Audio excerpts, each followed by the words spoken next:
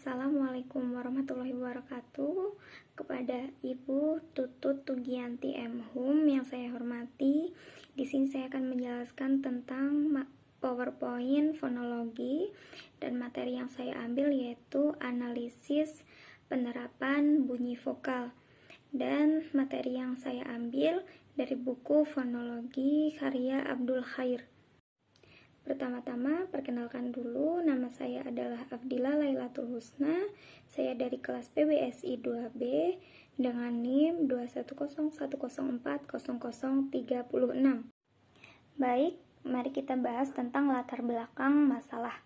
Bunyi vokal biasanya diklasifikasikan dan diberi nama berdasarkan posisi lidah dan bentuk mulut. Posisi lidah itu bisa bersifat vertikal, atas dan bawah, bisa juga bersifat horizontal atau mendatar. Vokal adalah jenis bunyi bahasa yang ketika dihasilkan atau diproduksi setelah arus ujar keluar dari glotis tidak mendapat hambatan dari alat ucap, melainkan hanya diganggu oleh posisi lidah, baik vertikal maupun horizontal dan bentuk mulut.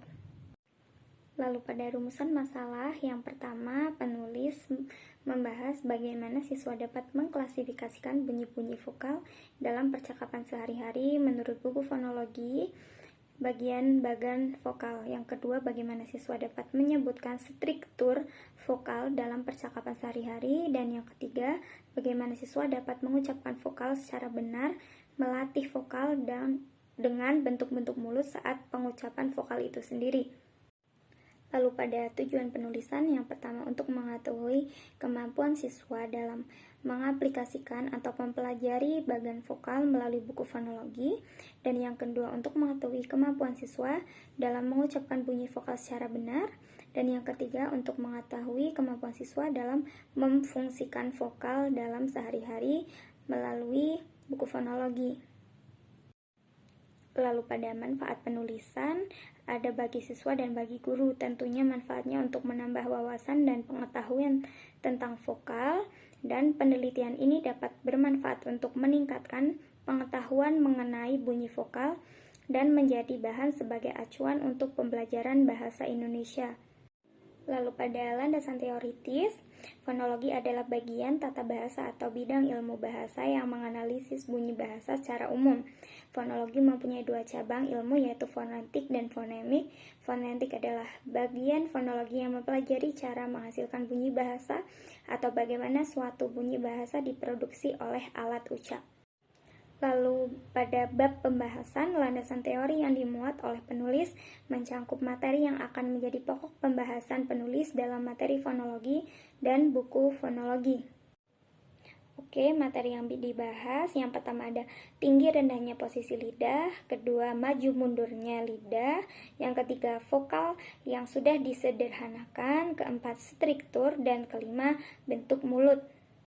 Lalu pada bab menjawab pertanyaan dalam rumusan masalah, yang pertama ada klasifikasi bunyi vokal yang penulis ambil dari buku fonologi karya Abdul Khair tentang tinggi rendahnya posisi lidah. Yang pertama ada vokal tinggi atas seperti bunyi I dan U, contohnya vokal I ini dan vokal U susu. Vokal tinggi bawah seperti bunyi I dan U, contoh vokal I seperti batik dan vokal U seperti kapur. Lalu yang ketiga ada vokal sedang atas seperti bunyi E dan O, contohnya vokal E sate dan vokal O toko. Lalu yang keempat ada vokal sedang bawah seperti E dan O, contohnya seperti ember, lalu O tokoh. Dan yang kelima, vokal sedang tengah seperti bunyi E, contohnya yaitu kera. Vokal rendah seperti bunyi A, contohnya yaitu anak. Lalu pada klasifikasi bunyi vokal, yang pertama ada maju mundurnya lidah. Vokal depan seperti bunyi I, E, dan A, contoh I ini, E tape, A apa. Vokal tengah seperti bunyi E, contoh vokal E yaitu Maret, dan vokal belakang seperti bunyi U dan O, contohnya vokal U U, dan vokal O, oto. Lalu ada vokal yang disederhanakan. Penyederhanaan dilakukan dengan membuat sejajar garis yang menghubungkan vokal I dan U dengan garis yang menghubungkan A dengan A. Pada bagian berikut, tampak posisi lidah ketika mengucapkan vokal I, A, dan vokal U. Lalu kita akan membahas tentang alofon. Alofon merupakan vokal-vokal yang menjadi anggota dari sebuah fonem dengan pemikiran kalau dibalik bisa dikatakan alofon adalah anggota dari sebuah fonem atau varian dari sebuah fonem. Penulis pada poin ini akan menjelaskan tentang vokal E dan vokal O. Vokal E sendiri terbagi menjadi 3 jenis, E, dan E. Contoh vokal E yaitu menempati vokal depan dan tengah, sedang, bisa di atas atau di bawah, tidak bundar, semi terbuka, dan tertutup. Contoh vokal E yaitu memerah. Vokal E pada memerah bisa bermakna dua arti. Memerah sendiri bisa berarti sebuah warna yaitu warna merah, dan bisa juga merah susu sapi, sehingga kata memerah bisa dikatakan sebagai alofon. Lalu pada vokal E yaitu tablet. Vokal E pada tablet memiliki dua makna. Makna yang pertama yaitu tablet obat untuk sakit, dan tablet sebagai media elektronik seperti handphone. Lalu pada vokal E pada kata bebek memiliki dua makna sehingga bisa disebut sebagai alofon, yaitu bebek bisa bermakna hewan atau unggas, dan makna lainnya bisa. Lalu alofon pada vokal O menempati vokal belakang sedang bawah atau atas, bundar, semi terbuka, dan tertutup. Vokal O terdiri dari dua, yaitu O dan O. Vokal O yaitu contoh katanya Kamboja, memiliki dua makna, sebagai nama negara atau Kamboja sebagai bunga suci untuk beribadah orang Hindu. Lalu pada O ada tokoh. Kata tokoh memiliki makna penggambaran identitas seorang yang disegani dan dianggap sebagai pahlawan dalam daerah tersebut. Lalu pada bab struktur, contoh struktur bunyi-bunyi vokal yang penulis ambil dari buku fonologi Abdul Khair. Struktur yaitu ada vokal terbuka yang terjadi apabila lidah berada dalam posisi serendah mungkin seperti A, contoh apakah. Lalu ada vokal tertutup yang terjadi apabila lidah diangkat setinggi mungkin mendekati langit-langit seperti bunyi I dan U. Contohnya ini dan ulang.